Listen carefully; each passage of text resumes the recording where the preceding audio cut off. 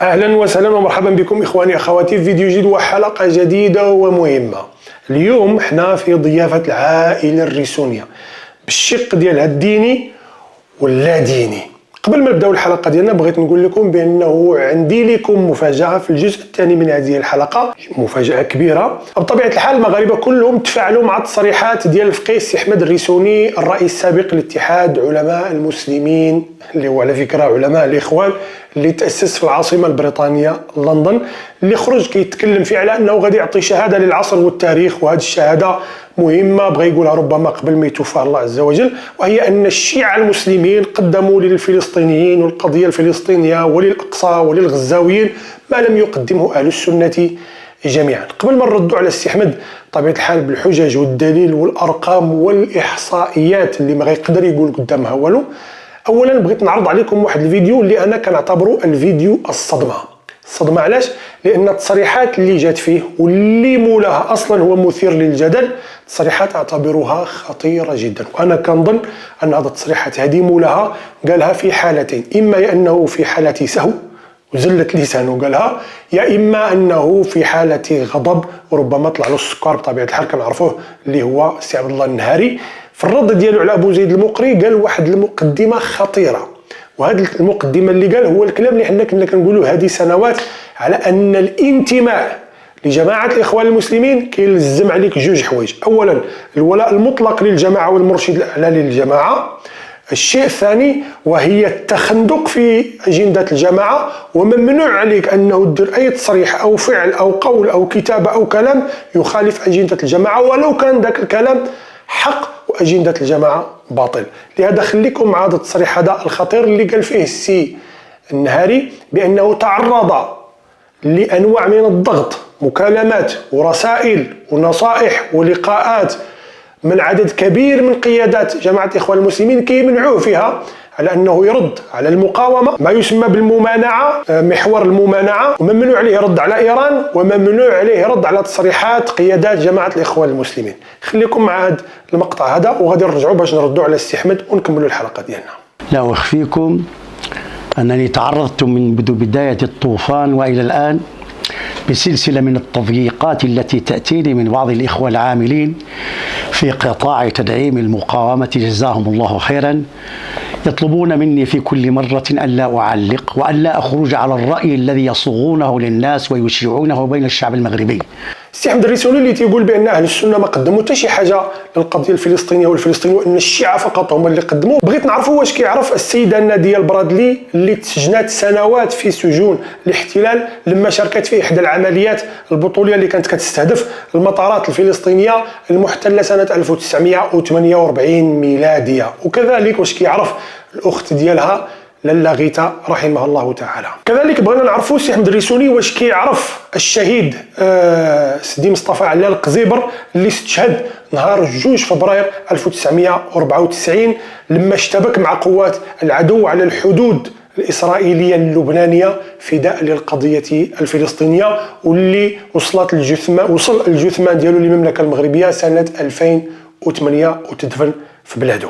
كذلك السي أحمد واش كتعرف الشهيد الركراكي النمري اللي استشهد في لبنان بتاريخ 25 نوفمبر 1988. كذلك واش كتعرف المهندس ديال الطيران السيد والشهيد الحسين بن يحيى الطنجاوي اللي استشهد نهار 24 نوفمبر 1974 ميلادية فداء لفلسطين وللقضية الفلسطينية. كذلك واش كتعرف السي عبد الرحمن مزغار اللي استشهد في عملية داخل فلسطين المحتلة يوم 17 نوفمبر 1974، وهذه العملية اللي خلفت أكثر من 30 قتيل من جنود الاحتلال.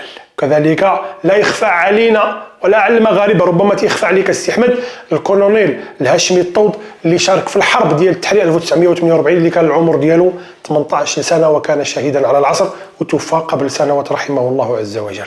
هذه الاسماء كلها اللي ذكرت لك السي أحمد هي اسماء من وسط عدد كبير من المغاربه اللي تقدمت الارواح ديالهم فداء للقضيه الفلسطينيه، وهو شيء قليل مما قدمه المغرب وسط عدد كبير من الدول العربية والإسلامية لهذه القضية من سنة 1948 ميلادية إلى يومنا هذا. باش نذكر السي أحمد الريسوني ربما الذاكرة ديالو ضعيفة، خصو يعرف بأن المملكة المغربية قدمت ما بين سنة 1998 ميلادية إلى سنة 2023 ميلادية، خلال 25 سنة أي ربع قرن، ما يناهز أو أكثر من 65 مليون دولار قدمت لفلسطين في الإعمار، في البناء، في الصحة، في التعليم، في التدريس، في الطب، في الأكل، في العلاج، في كل نواحي الحياة، استمرارا للقضية الفلسطينية واستمرارا لمساندة الفلسطينيين. هادشي كل شيء تقدم تحت رعاية جلالة الملك المغفور له الحسن الثاني رحمه الله،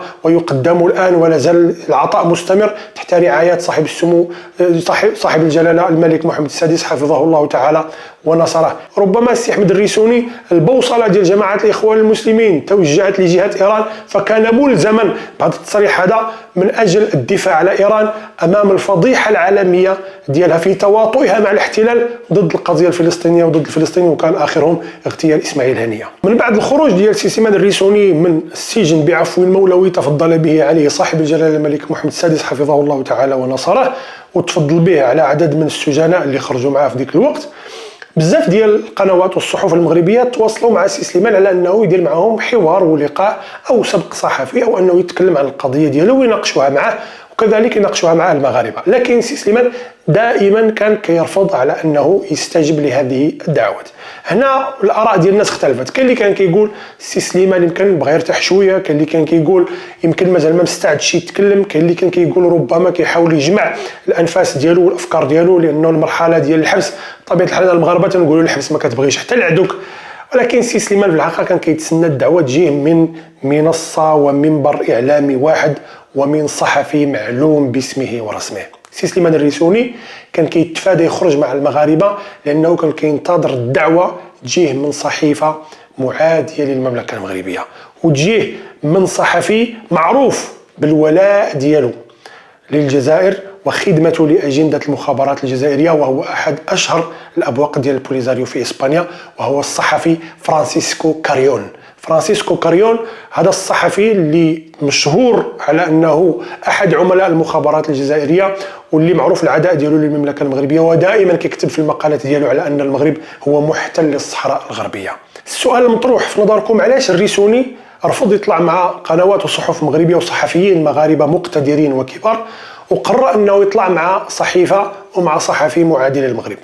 الجواب ببساطه باش ياخذ راحته ويوصف الملكي والراحل الحسن الثاني رحمه الله تعالى بالديكتاتور، وباش كذلك يستمر في نشر المغالطات ديالو حول القضيه ديالو، ويرد راسو دائما كما كنا كنقولوا ضحيه. بطبيعه الحال ما كاينش شي موقع غادي يوفر له هذه القضيه هذه باش ياخذ راحته ويتهجم فيها على المغرب وعلى المغاربه وعلى القضاء المغربي الا الموقع ديال إلينديبندينتي. هذا الموقع المعروف بطبيعه الحال بالعداء ديالو للمملكه المغربيه. ما غاديش تجينا عجب الا عرفنا بان هذا الموقع هذا وهذا الصحفي هذا هما المهرب الوحيد دائما لامثال محمد زيان، فؤاد عبد المؤمني، هشام المنصوري، علي المرابط ومعطي منجيب وغيرهم، ومؤخرا تزاد عليهم سليمان الريسوني.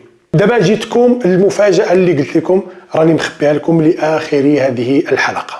اولا اجيو نشوفوا ونعرفوا واحد الفيلم وقع هنا مشارك فيه سليمان الريسوني، ومشارك فيه حميد المهداوي، ومشارك فيه الصحافي فرانسيسكو.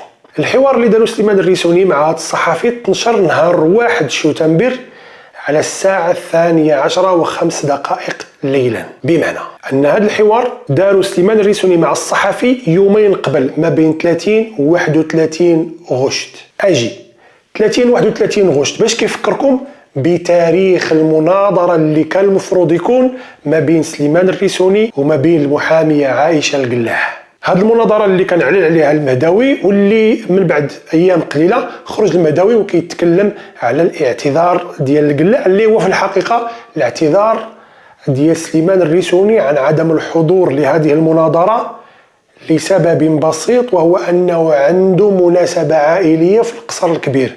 هو في الحقيقة ماشي مناسبة عائلية، في الحقيقة كان عنده لقاء مع هذا الصحفي هذا اللي خرج بهذه التصريحات اللي تكلمنا عليها. خلاصة الكلام أننا أمام هذه العائلة الريسونية ما بين واحد كينصر أجندة الحزب والجماعة على مفهوم الأمة ومفهوم الدولة ومفهوم الوطن، وضرب بعرض الحائط جهود كل أهل السنة والجماعة والدول العربية والإسلامية اللي ساندت فلسطين، والثاني كيفضل على أنه يطلع مع صحيفة وصحفي معادي للمغرب باش ياخذ راحته في تمرير المغالطات ويبين راسه ضحية، وضرب بعرض الحائط كل الصفحات والقنوات المغربيه والاعلاميين المغاربه المقتدرين. والدليل على هذا الشيء لما ناضوا المغاربه وردوا عليه، وناضوا الصحفيين المغاربه وردوا عليه وكشفوا الحقيقه ديال التزوير والكذب والمغالطات اللي نشرها، خرج الصحفي فرانسيسكو المعادي وسب جميع الصحفيين المغاربه باقذع الاوصاف، الشيء اللي خلى الكونفدراليه ديال الصحافه المغربيه ترفع عليه دعوى قضائيه. الى هنا انتهت هذه الحلقه ولم تنتهي بعد قصة العائلة الريسونية.